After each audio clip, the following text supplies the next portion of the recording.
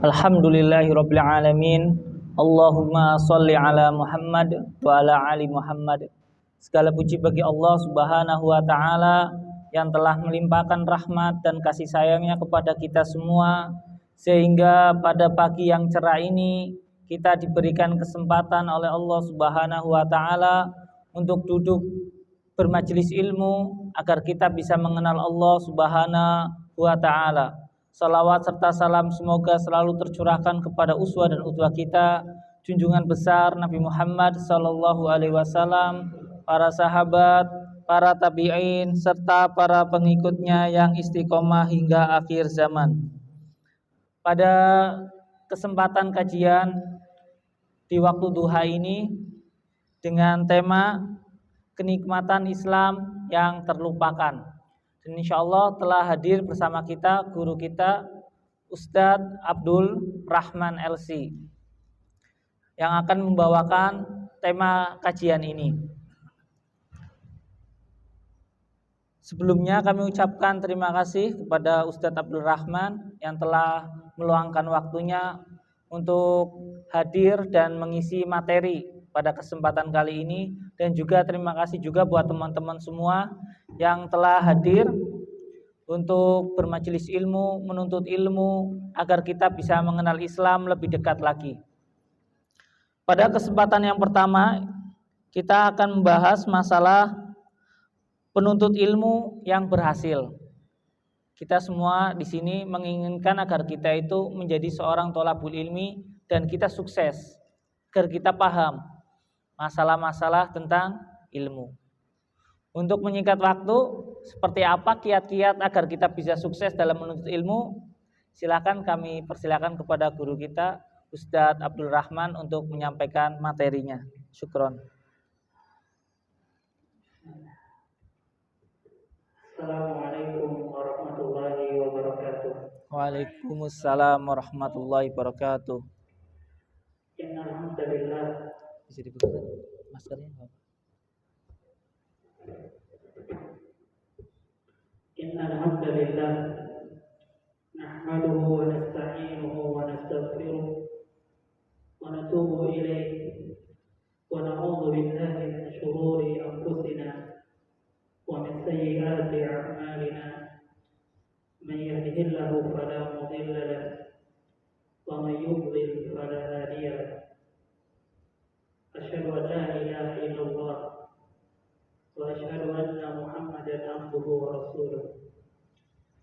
Ya ayyuhalladzina amanu taqullaha haqqa tuqatih wa la tamutunna illa wa antum muslimun.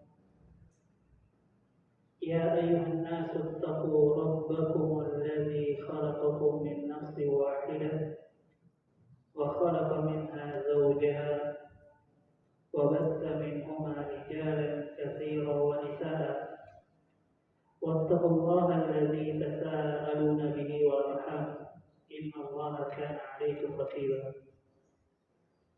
يا ايها الذين امنوا اتقوا الله وقولوا قولا سديدا يصلح لكم اعمالكم ويغفر لكم ذنوبكم ومن يطع الله ورسوله فقد فاز فوزا عظيما. اما بعد فإن خير كلام كلام الله وخير الهدي هدي محمد صلى الله عليه وسلم وشر الأمور محدثاتها وكل محدثة بدعة وكل بدعة ضلالة وكل ضلالة في النار.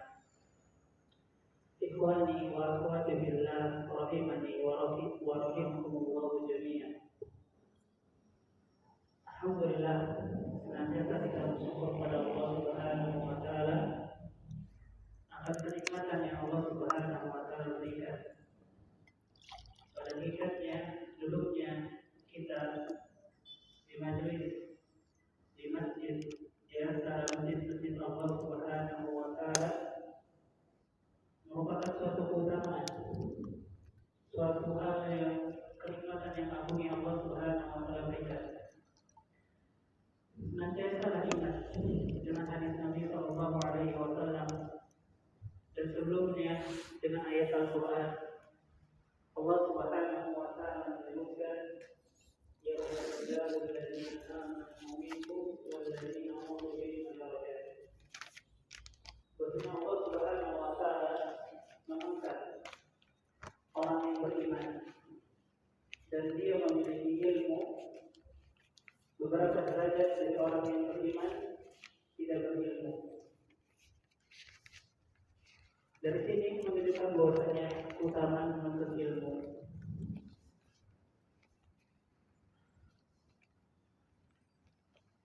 Dan Allah Subhanahu wa taala menyebutkan dalam ayat yang lain, "Qul rabbi zidni ilman." Katakan ya Muhammad, wahai Rabbku, tambahkanlah kepadaku ilmu. Disebutkan oleh para ulama bahwasanya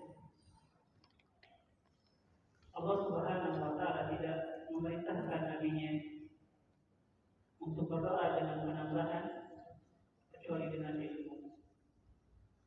Jadi ilmu memiliki keutamaan, ilmu memiliki kemuliaan, dan begitu banyak kemuliaan yang Allah Subhanahu wa taala berikan dan kemudahan untuk para hambanya. Nabi Shallallahu Alaihi Wasallam menyebutkan dalam hadisnya, "Man yuridillahu bihi khairan yufaqihuhu fid-din." Siapa saja yang Allah Subhanahu wa taala inginkan kebaikan padanya, maka dia akan dipahamkan baik perkara buruknya atau usulnya. Jadi wasilah untuk seorang hamba itu bisa memahami agama Islam. Pada hakikatnya Allah Subhanahu wa taala menginginkan kebaikan kepada kita. Dan hadis yang lain yang begitu banyak keutamaannya, "Wa man jama'a qaumun fi baitin min buyutillah."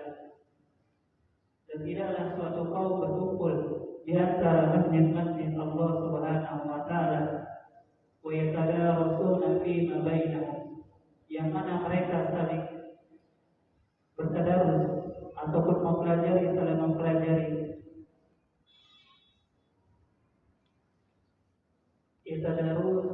Yatadarasuna fima bainahum illa nazalat alaihim sakinah. Kecuali Allah Subhanahu wa taala menurunkan ketenangan. Ketenangan yang dicari setiap muslim, atau orang kafir pun mencari ketenangan. Akan tetapi kebanyakan kita mencari ketenangan bukan pada tempatnya. Dan ketika hidayah Allah Subhanahu wa taala menghampiri ataupun menyapa kita, ketika kita mengetahui bahwasannya majelis ilmu adalah tempat ketenangan, maka hendaknya hati kita melangkahkan kakinya untuk mendapatkan ketenangan tersebut. Kemudian dilanjutkan, illa nazalat alaihim sakinah wa ghashiyatuhum rahmah. Binawi rahmat Allah Subhanahu wa taala. Bukankah yang kita cari itu rahmat Allah Subhanahu wa taala, keridhaan Allah Subhanahu wa taala? Bukankah Nabi Shallallahu Alaihi Wasallam menyebutkan di antara sebab seorang masuk surga Allah Subhanahu wa taala itu atas rahmat Allah Subhanahu wa taala. Bukan hanya amalan kita, tapi rahmat Allah Subhanahu wa taala. Jadi apalagi yang dicari oleh seorang muslim ketika ia mengetahui ada majelis ilmu yang mana di sana turun ketenangan dan begitu pula turun rahmat Allah Subhanahu wa taala. Wa ghashiyahum rahmah wa hafathumul malaikah. Dan malaikat menaunginya. Wa zakarahumullahu fi man indah. Dan Allah Subhanahu wa taala menyebutkan hamba-hambanya yang hadir di majelis ilmu di sisi para malaikatnya, dan diungkapkan oleh salah seorang ulama, ma ubidallahu bimithli adlin aw fiqh. Dan tidaklah Allah Subhanahu wa taala diibadahi kecuali seperti dengan ilmu.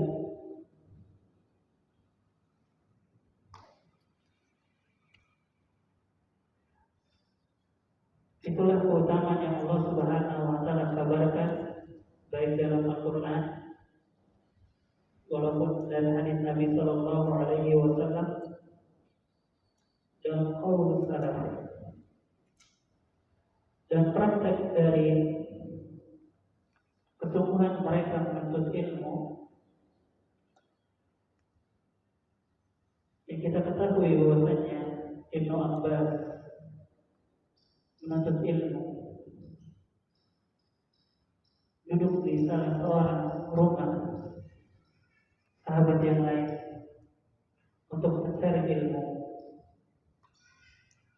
Tidaklah mungkin beliau melakukan hal demikian kecuali di sana ada keutamaan kebaikan yang Allah Subhanahu wa taala berikan kepada seorang insan yang menuntut ilmu. Itu keutamaan menuntut ilmu. Yang dengannya dengan kita mengetahui dan memahami keutamaan hakikat menuntut ilmu, hendaknya kita ketika hadir di majelis ilmu agar ilmu yang kita ambil itu bermanfaat. Yang sering kita berdoa kepada Allah Subhanahu wa taala di setiap salat kita, terutama salat subuh, yaitu apa? Allahumma inni as'aluka ilman nafi'an. Janganlah antara doa dan perilaku kita berbeda, antara ucapan dengan perbuatan kita berbeda.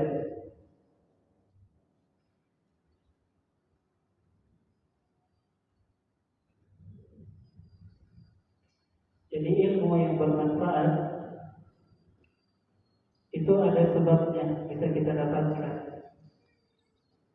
Dan di antara hal yang bisa kita ambil dengannya ilmu yang bermanfaat ataupun dengannya penuntut ilmu itu berhasil, yang pertama niat ikhlas kepada Allah Subhanahu wa taala.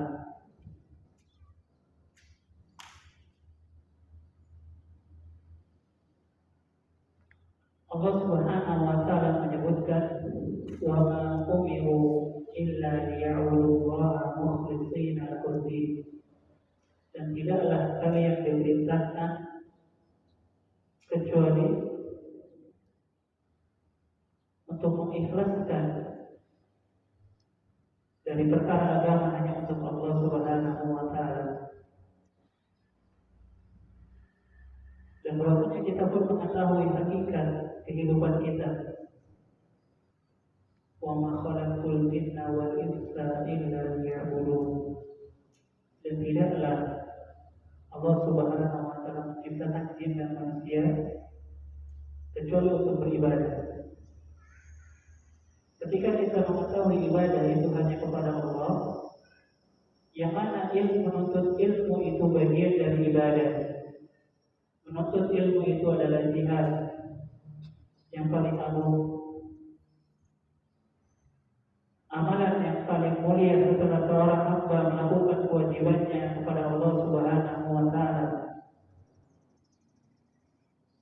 Jadi menuntut ilmu itu ibadah, yang mana kita mengetahui bahwasanya ibadah itu harus ikhlas, kemudian juga harus mutaba'ah, niat dari Al-Quran. Begitu pula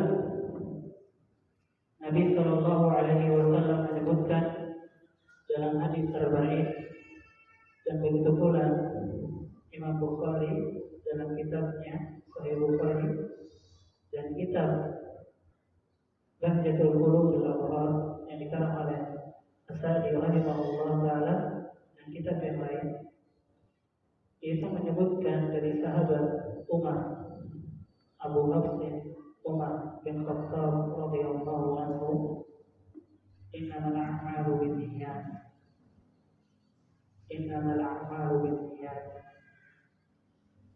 sesungguhnya amalan-amalan itu tergantung niatnya.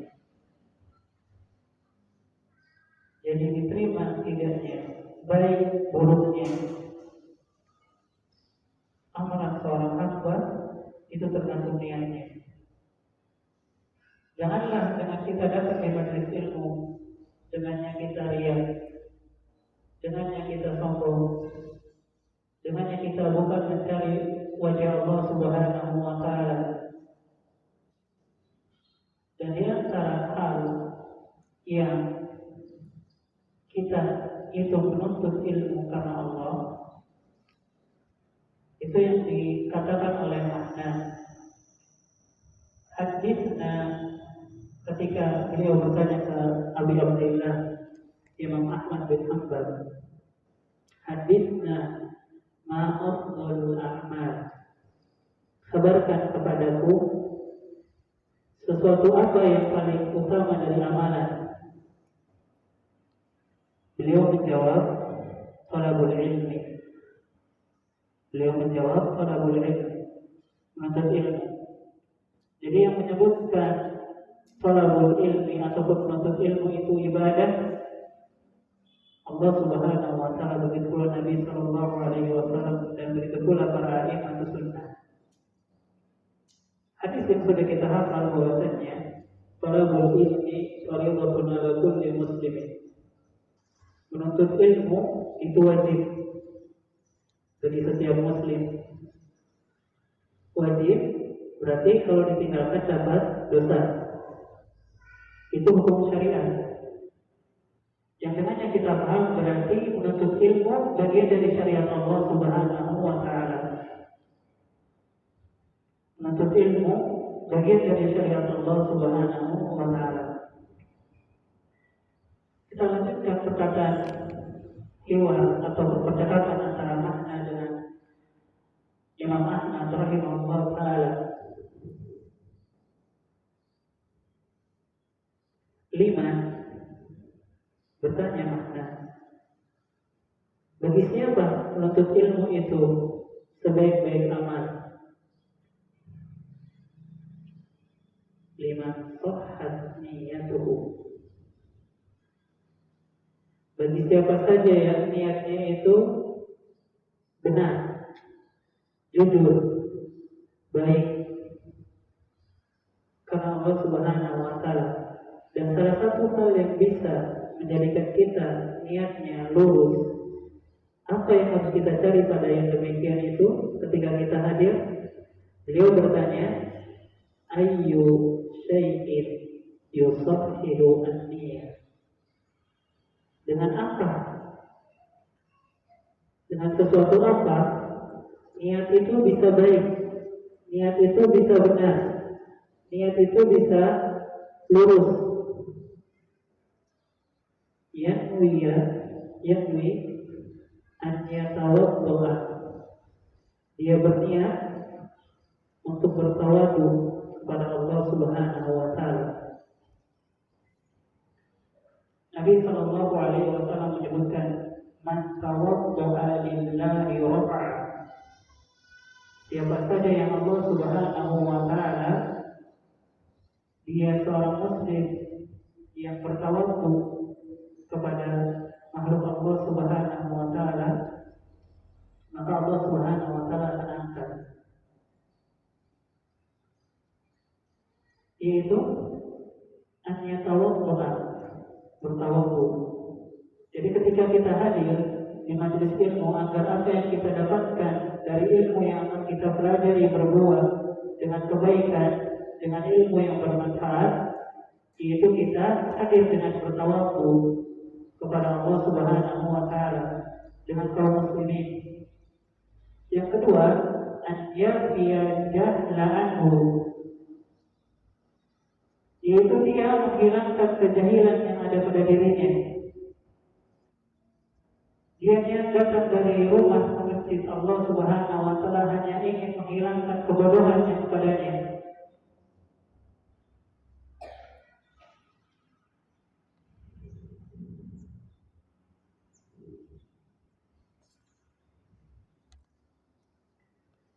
Dan di antara hal yang dengannya baik amalan seseorang yang niatnya itu, bagaimana kita bisa membedakan? Dan alangkah indahnya yang diungkapkan oleh Muhammad bin Abdi Rabbi, beliau mengatakan, tarakal amala li ajrin nasi riya'an, meninggalkan amalan karena manusia itu riya. Jadi ketika kita ingin mencari ilmu yang bermanfaat, kita jangan malu untuk hadir di majelis ilmu, karena meninggalkan perkara kebaikan untuk manusia itu perkara riya. Kemudian beliau melanjutkan, wa amalun min ajli an-nas asyirku, dan beramal karena manusia adalah kesyirikan. Dan bagaimana ikhlas? Wal ikhlasu an yu'afiyaka Allahu anhuma.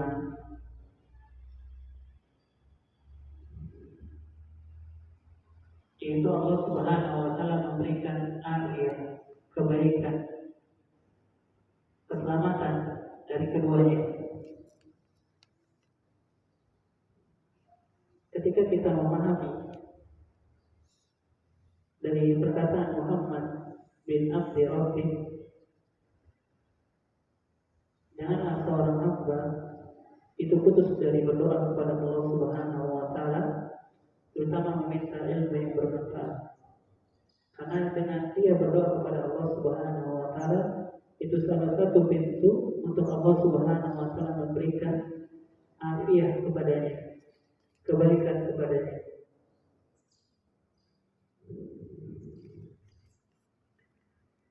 Kemudian juga, kapan seorang itu dikatakan ikhlas? Disebutkan al-ikhlasu salasatu aqwali, bahwasanya ikhlas itu dalam 3 perkataan. Yang pertama, sidqul qalbi fi talabi thawabi, yaitu jujur, hatinya jujur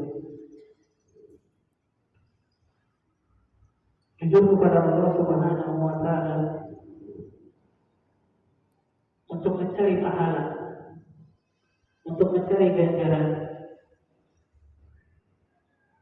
Karena tadi kita mengetahui bahwasanya ilmu adalah ibadah, yang dengannya ibadah apabila dikerjakan sebagaimana ta'rifnya tadi, al-wajib ma yusabu fa'ilu wa yu'aqab man tarkuhu atau man tarikuhu. Wajib itu apa? Sesuatu yang orang berbuat dengannya dia mendapatkan pahala, dan orang yang meninggalkannya itu mendapatkan dosa.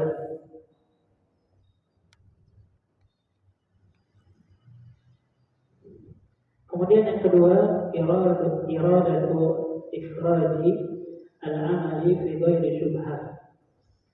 Ini bagian dari yang kedua, yaitu menghilangkan kejahilan, ataupun di sini mengeluarkan amalan yang didasari dengan syubhat. Dan yang ketiga, la yuhibbu hamdal makhlukin wala zammahum, yaitu dia tidak menyukai untuk dipuji ataupun dihinakan.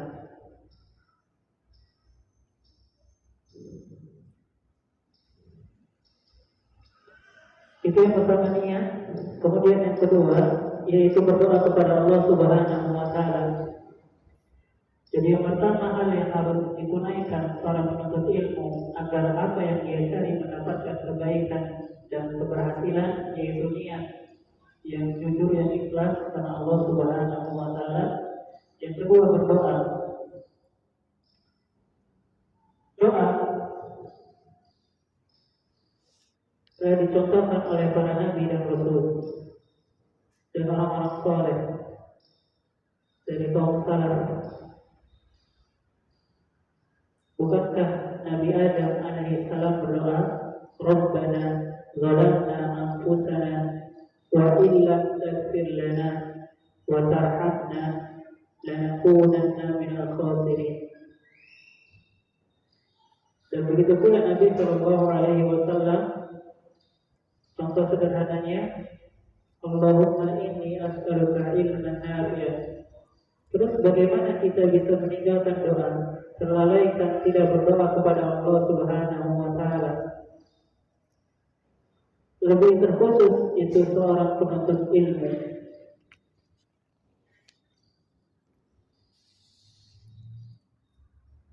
Lebih terkhusus penuntut ilmu itu hendaknya berdoa kepada Allah Subhanahu wa taala. Kemudian setelah berdoa kepada Allah Subhanahu wa taala, yaitu melembutkan hati, menghadirkan hati untuk mendengarkan, fokus dengan apa yang akan disampaikan. Karena hati adalah tempat ilmu, wadah ilmu yang apabila wadahnya itu baik, maka akan didapatkan dengan baik. Dan apabila wadahnya itu buruk, maka ilmu itu tidak akan hadir padanya.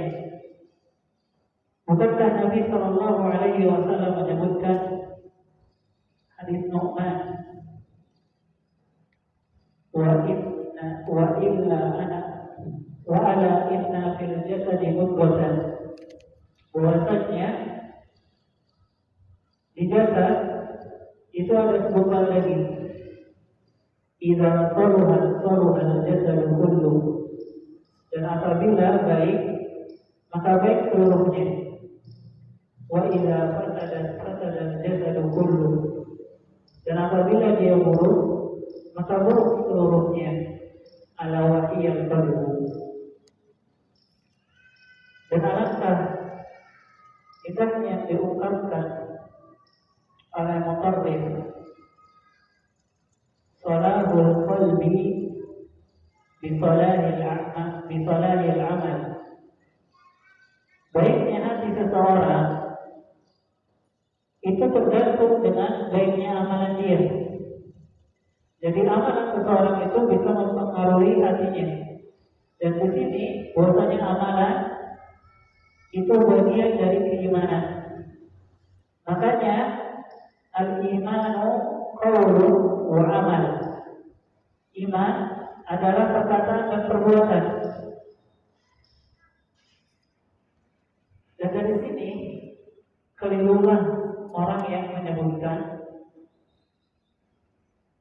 baik itu mungkin tidak pakai hijab ataupun tidak berbusana muslim ataupun tidak belajar, itu beralasan hatinya itu belum baik.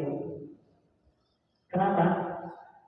Karena beliau rahimahullah taala menyebutkan salahul qalbi bis salahil amali. Baiknya hati itu dengan baiknya amalan. Wa salahul amali bis salahil niyyah. Yaitu baiknya amalan seseorang itu niatnya. Ketika dia beramal karena Allah Subhanahu wa taala, Allah akan melihatnya. Bukankah Allah Subhanahu Nabi sallallahu alaihi wasallam menyebutkan, "Innallaha la yanzuru ila suwarikum wa ajsamikum." Bahwasanya Allah Subhanahu wa taala tidak melihat kepada bentuk-bentuk kalian, jasad-jasad kalian. Wa inna ma yanzuru ila qulubikum wa a'malikum. Akan tetapi Allah Subhanahu wa taala melihat hati kalian dan amalan-amalan kalian.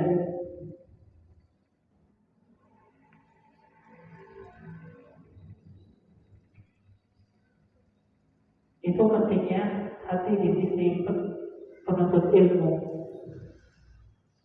Dan itulah praktek dari Nabi Shallallahu Alaihi Wasallam dan begitu pula para anbiya dan begitu pula ulama salaf. Kemudian yang berikutnya yang keempat,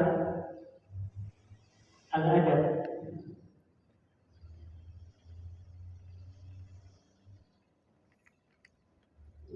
Yusuf bin Husain mengatakan, bil adabi tufhamu al-ilm. Dengan adab, seorang hamba bisa memahami ilmu.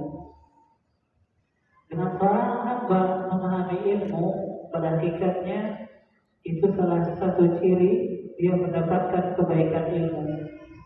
Dia mendapatkan keberhasilannya dalam menuntut ilmu.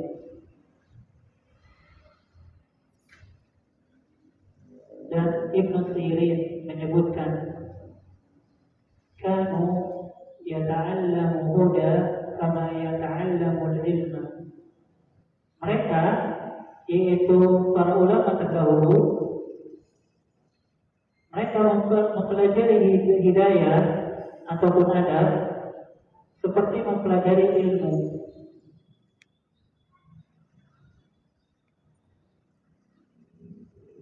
Dan berkata Imam Malik rahimahullah ta'ala kepada seorang pemuda dari kalangan kaum Quraisy, dia menyebutkan, ya ibna akhi, wahai anak saudaraku, ta'allamil adab, pelajarilah adab, qabla an tata'allamal ilma, sebelum engkau mempelajari ilmu. Adab memberikan kebaikan yang begitu banyak kepada seorang penuntut ilmu, baik dia sadari ataupun tidak, baik dia rasakan ataupun tidak. Itulah peranan adab bagi seorang penuntut ilmu yang hendaknya dia menghiasi di setiap harinya dengan beradab yang baik. Kemudian syarat yang bisa dengannya seorang penuntut ilmu itu mendapatkan keberhasilan dalam menuntut ilmu, takwa kepada Allah Subhanahu wa taala. Bertakwa kepada Allah Subhanahu wa taala. Allah Subhanahu wa taala menyebutkan, ya ayyuhalladzina amanu ittattaqu yaj'al lakum furqana. Wahai orang-orang yang beriman,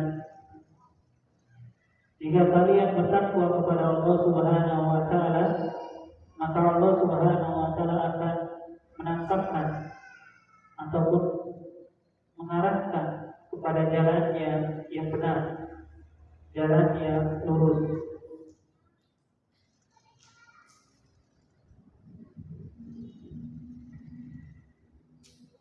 Dikatakan oleh Waqi, ista'inu al-hifdha, ista'inu al-hifdha bitarkil ma'siyati.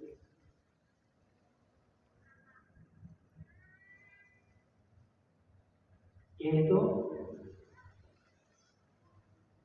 engkau meminta pertolongan kepada Allah Subhanahu wa taala dengan menjaga hafalan, dengan meninggalkan kemaksiatan. Dan sebagaimana yang disebutkan dalam mazhab yang lain, yaitu Imam Syafi'i rahimahullah taala mengadukan perihalnya kepada gurunya. Gurunya memberikan nasihat, innal ilma nurun. Ilmu itu adalah cahaya.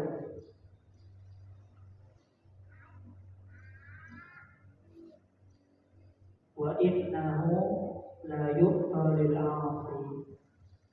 Bahwasanya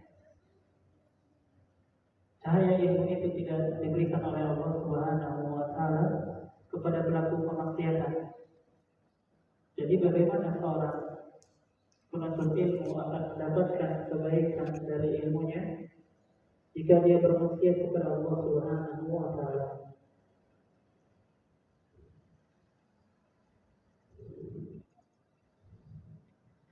Mungkin itu 5 hal yang harus kita miliki agar di setiap pencarian menuntut ilmu kita mendapatkan keberhasilan dalam menuntut ilmu.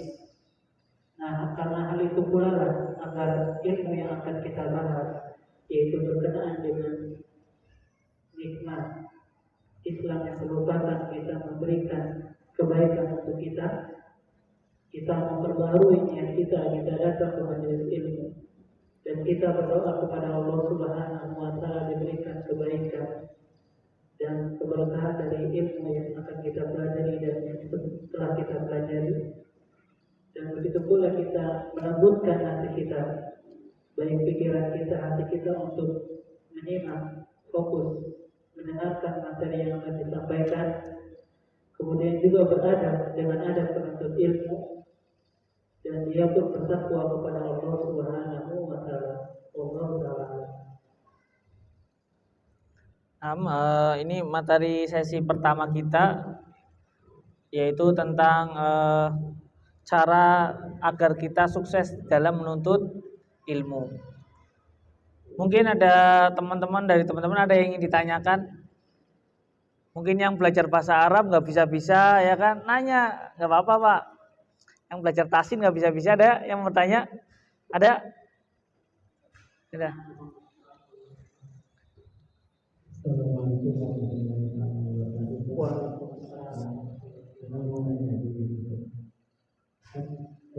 warahmatullahi wabarakatuh. Mungkin kalau misalnya kita untuk mempelajari semuanya kan sulit gitu ya.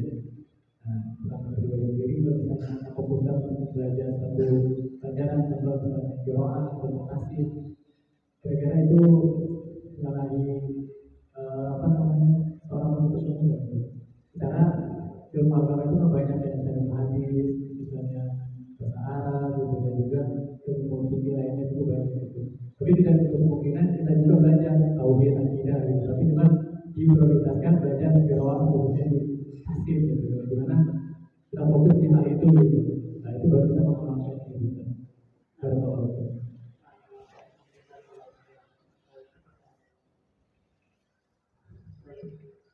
Memfokuskan menuntut ilmu yaitu tafsir. Pada hakikatnya sesuatu yang berlebihan dalam perkara beribadah itu pun perkara yang keliru. Bukan hanya tafsir sebenarnya, baik dia belajar bahasa Arab ataupun yang lainnya, kecuali ilmu tauhid. Kenapa? Karena Al-Quran ketika baik itu Allah Subhanahu wa taala menyebutkan warattilil Qur'ana tartila, itu bukan hanya maknanya itu membaca dengan benar. Dan begitu pula ketika Nabi Shallallahu Alaihi Wasallam menyebutkan khairukum man ta'allama al-Qur'ana wa 'allama, itu bukan hanya yang membaca dan tafsir, akan tetapi masuk padanya itu orang yang menuntut ilmu, yang bersungguh-sungguh untuk menuntut ilmu, maksudnya mengamalkan ilmu dia. Karena Al-Quran itu diturunkan untuk diamalkan. Bukan Allah Subhanahu wa taala menyebutkan wallazi arsala rasulahu bil huda wa dinil haq, dan bahwasanya dia yang mengutus Rasul sallallahu alaihi wasallam dengan huda, ilmu, dan dengan dinul haq, yaitu dengan amal saleh.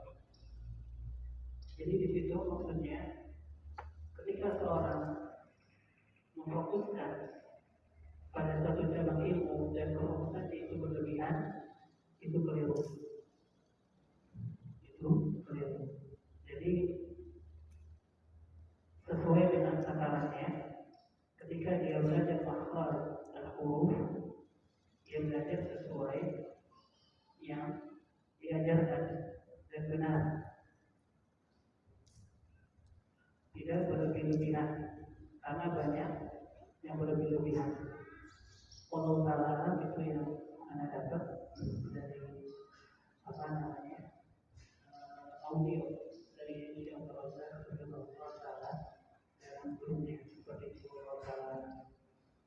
Jadi ilmu itu ataupun Al-Quran itu bukan hanya dibaca, tetapi jauh daripada itu diamalkan. Yang dengannya kita mendapatkan rahmat Allah Subhanahu wa Ta'ala. Mungkin itu dulu. Jadi poin penting di sini adalah yang harus diutamakan tadi tauhid ya Ustaz ya. Tauhid ya. Karena dua asas bagaimana Syekh Muhammad bin Abdul Wahab rahimahullah taala wa aqrabu ma amara bihi at-tauhid. Dan perkara yang paling agung yang Allah Subhanahu wa taala perintahkan itu tauhid. Bagaimana seorang hamba bisa mendapatkan kesempurnaan, kebaikan, jalan yang lurus apabila dia tidak mendapatkan ilmu tauhid? Yang mana dia hidup di dunia, mungkin kebanyakan kita yang belajar tafsir itu ketika ditanya ayat ini dia tidak paham, ketika ini apa tidak paham, itu keliru. Jadi yang benar sambil belajar baik itu bahasa Arab atau tauhid. Jadi Anda kembali bahwasannya yang disampaikan oleh Syekh Muhammad mengenai tauhid yaitu ungkapan yang indah yang hendaknya kita pahami dengan hati kita, yaitu apa? Beliau sampai bersumpah 2 kali. Beliau sampai Allah Taala sampai bersumpah 2 kali. Berkenaan dengan perkara tauhid, yaitu tidaklah ada hal yang dia hidup di dunia ini dan ketika dia mati dia tidak mendapatkan kelezatan hidup. Makanya kelezatan hidup yang mana? Yaitu dia bisa beribadah hanya kepada Allah Subhanahu wa Ta'ala.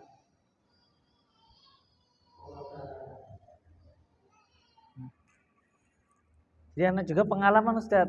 Ada teman-teman itu Ustaz ya, ketika dia masalah khilaf fikih ya, mereka pintar Ustaz, bisa membawakan dalil ya.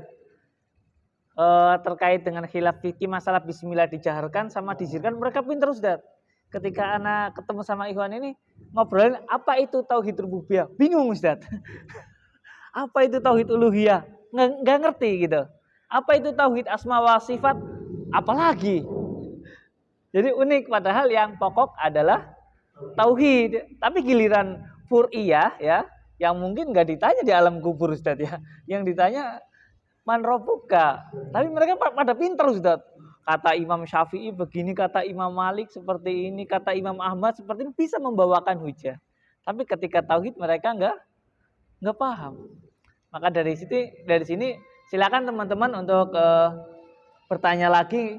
Insya Allah beliau akan menjawab pertanyaan. Mungkin ada pertanyaan lagi dari teman-teman? Ayo, Fadol.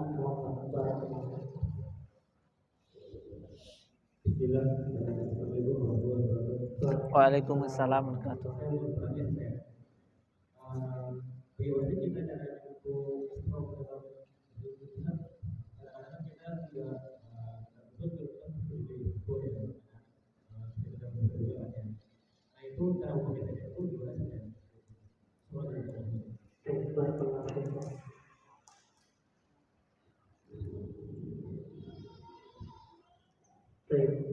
berkenaan dengan membangkitkan semangat dari kefuturan. Futur itu sangat berkaitan sekali dengan keimanan. Ketika disebutkan al-iman qaulun wa amal, yajibul yanqus mata yakunu ziyadah.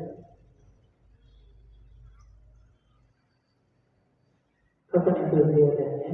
Ketika seorang hamba itu melakukan amalan soleh. Kemudian kapan berkurangnya? Ketika meninggalkan amalan soleh dan bahkan melakukan kemaksiatan. Jadi di sini kita tahu bahwasanya ketika kita futur berarti keimanan kita lagi melemah, keimanan kita lagi down. Bagaimana kita bisa menaikkan dan menghilangkan rasa putus tersebut? Yaitu dengan mempelajari tauhid. Bukankah dakwah Nabi Sallallahu Alaihi Wasallam 13 tahun di Makkah untuk memberikan dasar keimanan? Coba kita lihat contoh sederhananya. Ketika Nabi Sallallahu Alaihi Wasallam wafat, dan ini ada di hadis Riyadhus Shalihin bab pembahasan nangis, pembahasan nangis. Di situ disebutkan Abu Bakar dan Umar ngobrol, dan kemudian salah satu di antara mereka menyebutkan, ayo kita ke Ummu Aiman. Ayo kita ke Ummu Aiman. Sebagaimana Nabi Sallallahu Alaihi Wasallam melakukan hal tersebut, melakukan hal yang demikian. Kemudian Abu Bakar dan Umar mendapati Ummu Aiman dalam keadaan menangis. Dalam keadaan menangis.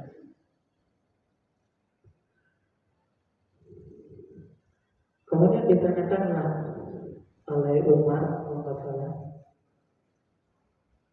apa yang membuat kau menangis? Tidakkah kau ridho dengan apa yang Allah Subhanahu Wa Taala pilihkan untuk Rasul kau ataupun untuk Nabi kau? Tidakkah kau ridho dengan apa yang Allah Subhanahu Wa Taala tetapkan? Beliau radhiyallahu anha bukan karena tidak ridho dengan apa yang Allah Subhanahu Wa Taala sebutkan,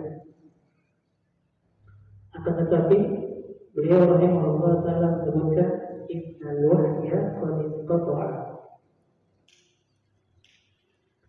Bahwasanya wahyu Allah Subhanahu Wa Taala telah terputus.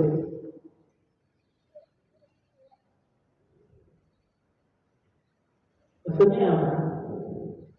Ketika itu dialami oleh Abu Bakar dan Umar yang ikut menangis karena tangisan Ummu Aiman dengan ucapannya yang begitu dipahami oleh orang-orang yang beriman, innal wahya qad inqata'a. Apakah bukan iman mereka itu bertambah?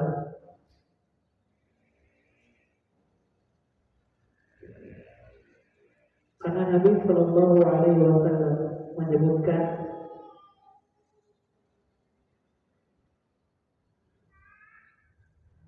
yang hadisnya lupa, tapi maknanya itu bahwasanya dua mata yang tidak akan disentuh oleh api neraka, kedua mata yang nangis karena Allah Subhanahu Wa Taala, kedua mata yang takut karena Allah Subhanahu Wa Taala. Jadi ketika kita fokus, kita mengingat keagungan Allah, kita belajar tauhid.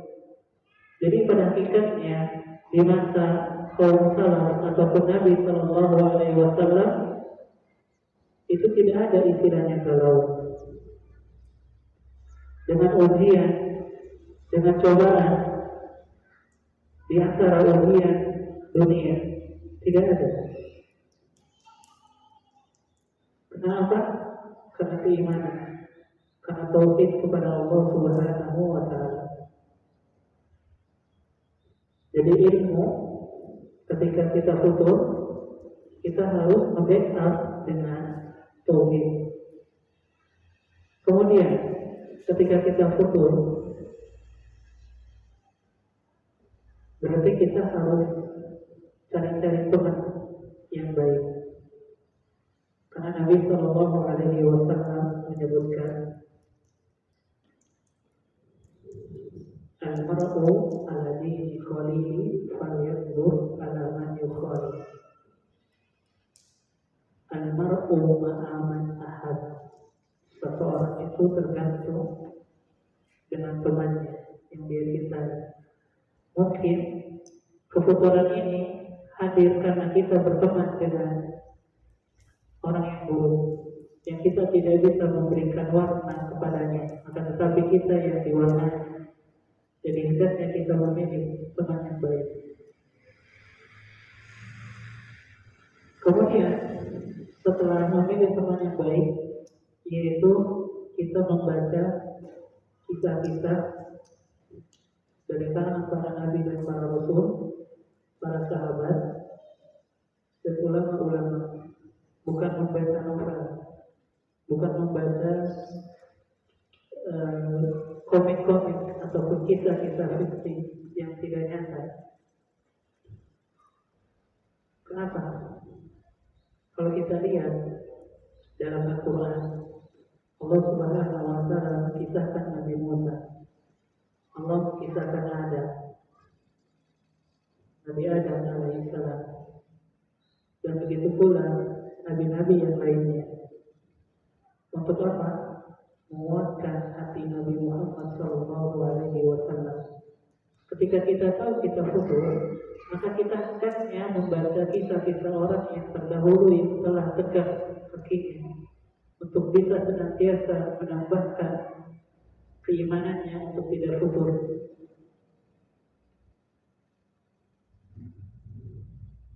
Pada hakikatnya masih banyak, mungkin itu aja 3 hal yang harus kita perhatikan dalam kefuturan kita. Jangan berlarut-larut karena itu bahaya. Dan ingat, kaitannya ketika futur itu memang ada di puncak bawahnya. Ingatlah bahwasanya Allah Subhanahu wa Ta'ala Raufur Rahim.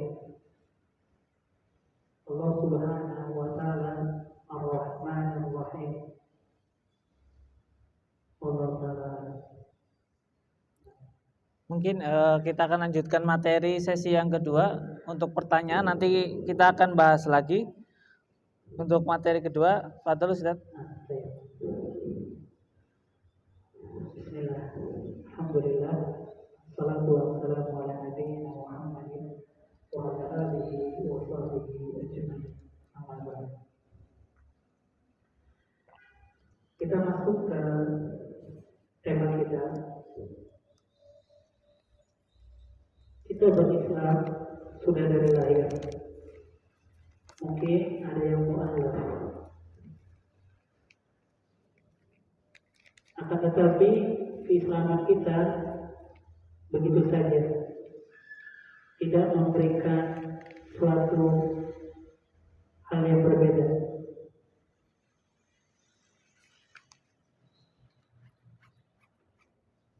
Yang dengannya kita pilih tema ini, kenikmatan Islam yang merupakan, agar kita tahu, agar kita merasakan pada hakikatnya Islam adalah kenikmatan yang Allah Subhanahu wa Ta'ala berikan kepada seorang hamba, yang dengannya dia bisa melaksanakan syariat Allah Subhanahu wa Ta'ala dengan sebenarnya. Dia bisa menjauhkan perkara kemaksiatan dari dirinya. Dia bisa bermuhasabah diri kepada dirinya. Itulah sebab kenapa kita memilih tema kenikmatan Islam yang serupakan. Kenikmatan ayuhal ikhwah yang Allah Subhanahu wa Ta'ala menyebutkan, wa ma bikum min ni'matin faminallah. Dan tidaklah sesuatu bikum yang ada pada diri kalian dari apa? Kenikmatan. faminallah, maka itu dari Allah Subhanahu wa Ta'ala. Dalam kaidah qawaid fiqhiyah disebutkan an-nakirah fi siyaqin nafyi tufidu al-umum. Nakirah diposisikan dalam kalimat yang di kalimat itu ada penafian, maka nakirah ini memiliki makna umum. Bukankah tadi disebutkan wama dan tidak wama bikum, dan tidaklah sesuatu yang ada pada diri kalian nikmatin wama bikum min nikmatin faminallah, kecuali dari Allah Subhanahu wa Ta'ala. Berarti kenikmatan apapun itu, makanya disebutkan oleh para ulama mufassir sebagaimana Imam As-Sa'di rahimahullah ta'ala dan begitu pula Imam Syaukani, beliau menyebutkan bahwasanya kenikmatan ini baik berkaitan diniyah, dunyawiyah, baik itu batiniyah, kharijiyah, zahirah wa batinah, itu bagian dari kenikmatan yang Allah Subhanahu wa Ta'ala berikan.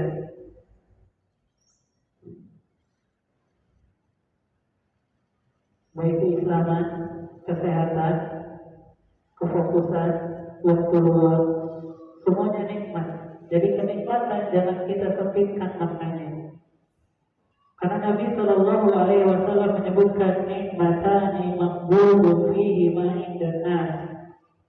Nabi Shallallahu Alaihi Wasallam menyebutkan dua nikmat yang manusia itu terlalaikan dengannya.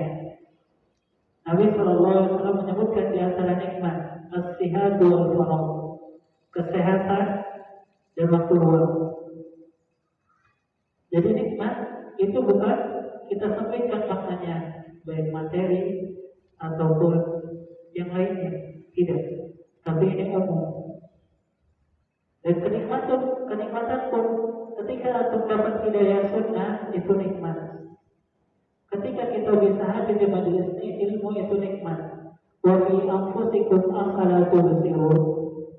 Dan dari apa yang Allah Subhanahu wa Ta'ala ciptakan dari tubuh kita, itu kenikmatan.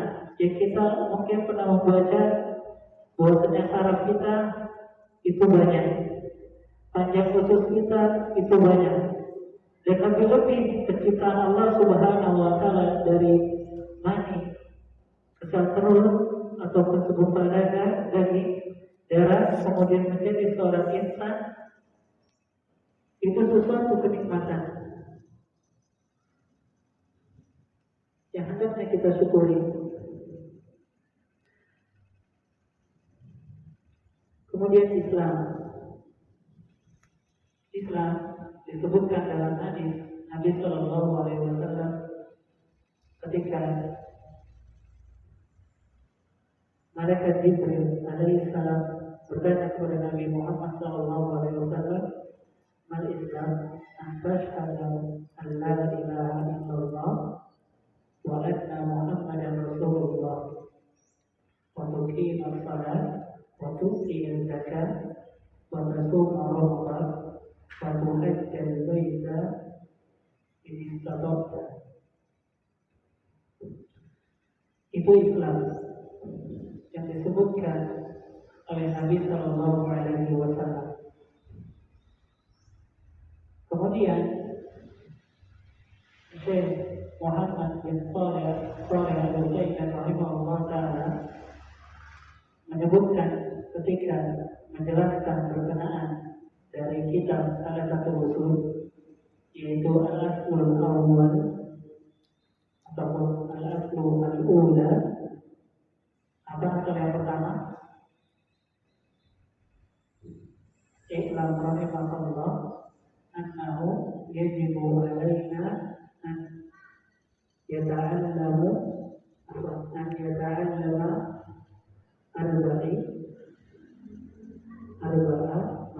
masailah. Yang pertama apa? Ilmu. Al-ilmu wa huwa ma'rifatullah wa ma'rifatun nabiyyi wa ma'rifatun dinil Islam. Nah, ketika beliau rahimahullah ta'ala menjelaskan dinil Islam, bahwasanya Islam itu ada makna umum dan makna khusus. Makna umum yaitu sebagaimana agamanya para nabi, yaitu Islam. Itu makna umum. Adapun makna khusus yaitu apa yang Allah Subhanahu wa taala utus Nabi Muhammad sallallahu alaihi wasallam dengannya. Dan dari sini pun kita mengetahui makna Islam yang hakiki. Apa itu? Al-Islamu al-istislamu lillah bi tauhid wa ta'ah wal khuruj an syirkihi wa ahlihi, yaitu penyerahan diri total kepada Allah dengan mentauhidkan Allah, dengan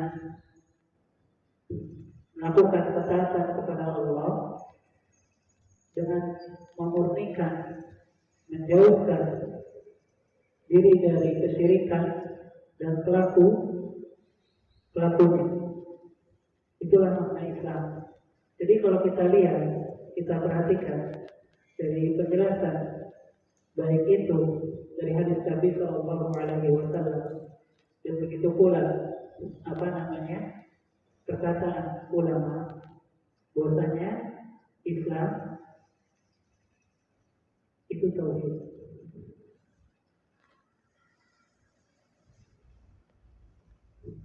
Dan Muhammad Sallallahu Alaihi Wasallam illa liya'budun. Bahwasanya Nabi Sallallahu Alaihi Wasallam membawa apa?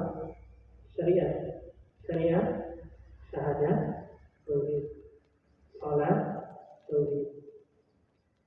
Ibadah yang lainnya di dalamnya tauhid. Dan janganlah kita tidak mengetahui dari kalimat syahadat, terkhusus syahadat la ilaha illallah, dari perkara arkan dan perkara syurut. Mungkin ada yang bertanya, baik yang ikhwan ataupun yang akhwat, coba sebutkan rukun dari kalimat la ilaha illallah. Boleh secara langsung dijawab ataupun benar. Dan berkenaan dengan syarat la ilaha illallah. Apa tuh? Boleh ditetap, boleh langsung. Ada yang tahu apa itu syarat la ilaha illallah dan rukun la ilaha illallah? Mau dijawab Ustaz? Ada yang menjawab? Antum? Jangan lihat buku, apalagi internet. Adel, mau dijawab Ustaz?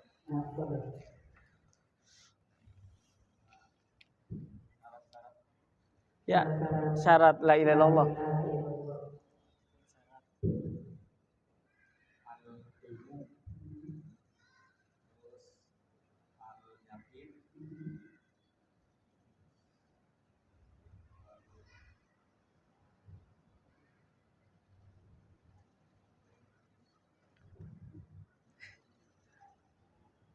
Ada berapa?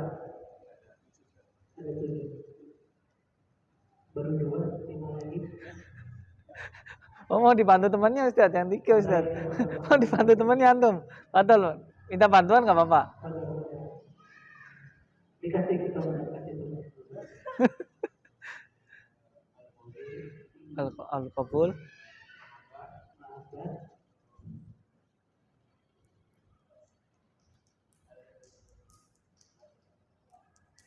Tiga lagi.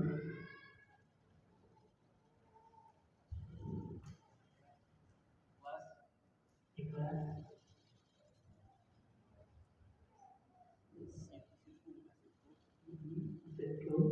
Satu lagi.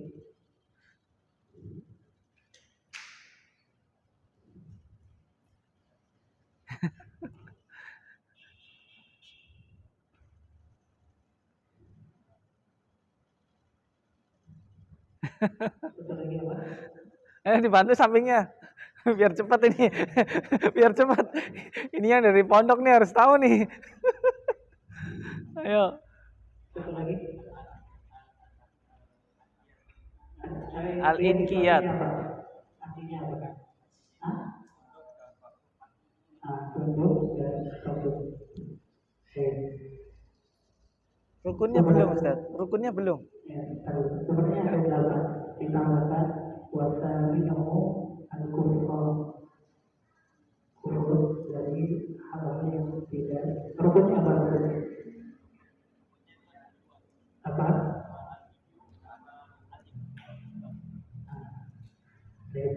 Masya Allah, barakallahu fiik. Ini buat Masya Allah. ini buat semoga berpunya. Bukunya isinya sedih. Ini buat karena aku udah bertanya. Jadi itu 7 syarat dan 2 rukun dari kalimat la ilaha illallah.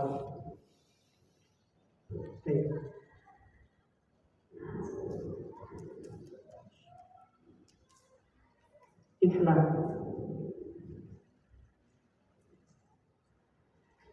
Islam pun disebutkan oleh Imam Al-Barbahari rahimahullah taala sunnah. Islam adalah sunnah.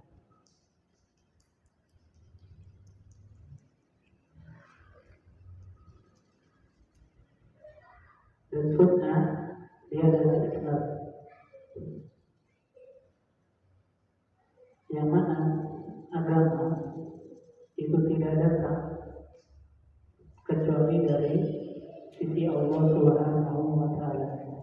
Berarti kalau ada suatu agama yang dia itu dari pemikiran, dari mimpi, pada akhirnya itu bukan agama.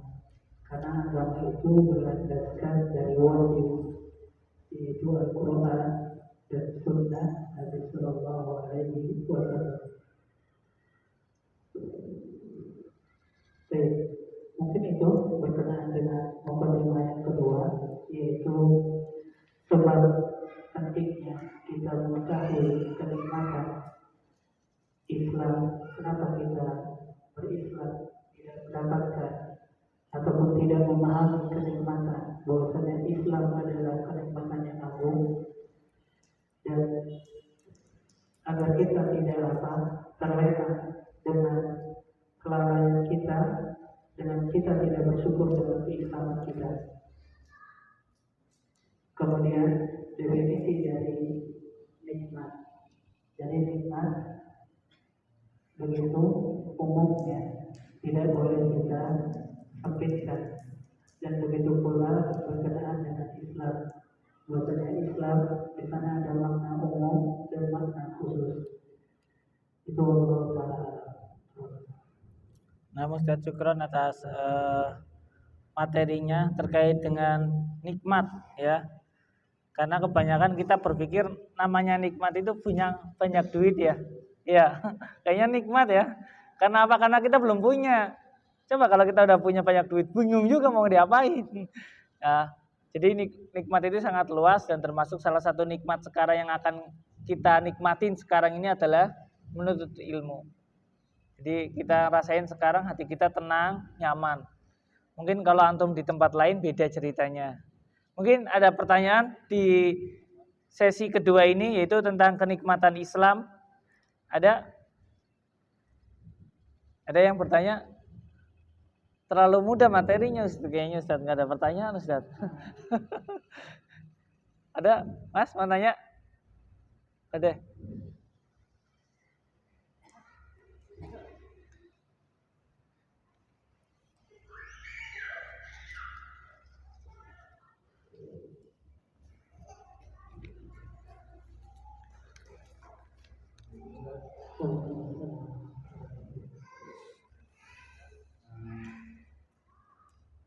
Bagaimana caranya agar kita bisa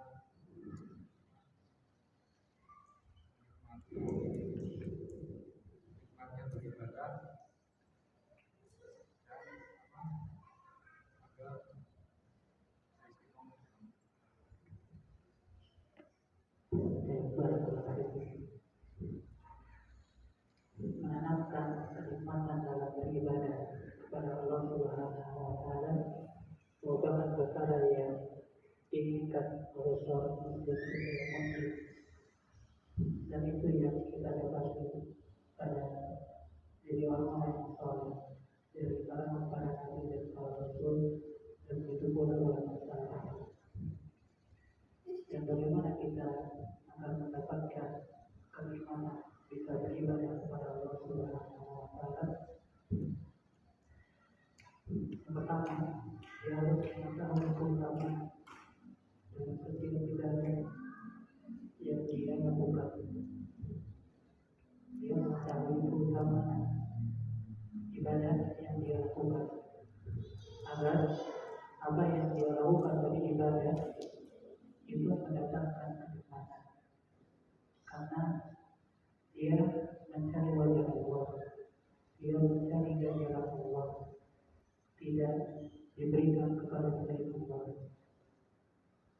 Jadi yang pertama dia mengetahui keutamaan ibadah tersebut, agar dia menikmati ibadah yang dia lakukan. Yang kedua, berkenaan dengan kenikmatan, bagaimana kita bisa mengumpulkan kenikmatan dalam beribadah, yaitu mengetahui dari apa yang dia baca. Kalau itu Al-Quran, kalau dia sholat, bacaannya. Kalau dia belajar tauhid, bacanya juga. Itu dia harus paham bahasa, dia harus paham bahasa. Kenapa? Karena disebutkan sekali ayat tadi bahwa dia sudah selesai ayat tadi. Disebutkan bagaimana seseorang itu bisa bertakwa kepada Allah, sedangkan dia tidak tahu bagaimana cara bertakwa kepada Allah. Bagaimana dia bisa menjauhi perkara kemaksiatan ataupun kezaliman kecuali dia mengetahui tersebut. Jadi di sini ilmu yang dengannya seseorang itu bisa mendapatkan kenikmatan, terutama tadi ilmu tauhid, ilmu bahasa Arab, dan ilmu pelengkapnya. Jadi seorang itu harus berilmu, karena tidaklah sebab keutamaan itu kejadian, dan tidaklah sebab kebaikan itu ilmu, kebaikan apapun. Jadi ketika kita ingin mendapatkan kenikmatan dan kebaikan dari Allah Subhanahu wa Ta'ala dan kebaikan untuk kita, maka kita harus berilmu. Kita harus berilmu dalam hal ibadah tersebut, baik dari keutamaannya, hal-hal yang membatalkannya. Dan ini sebenarnya sebuah risalah yang bagus yang dikarang oleh Syekh Muhammad bin Abdul Wahab rahimahullah ta'ala, yaitu tujuan yang seorang hamba itu menyikapi dalil ataupun syariat Allah. Tujuan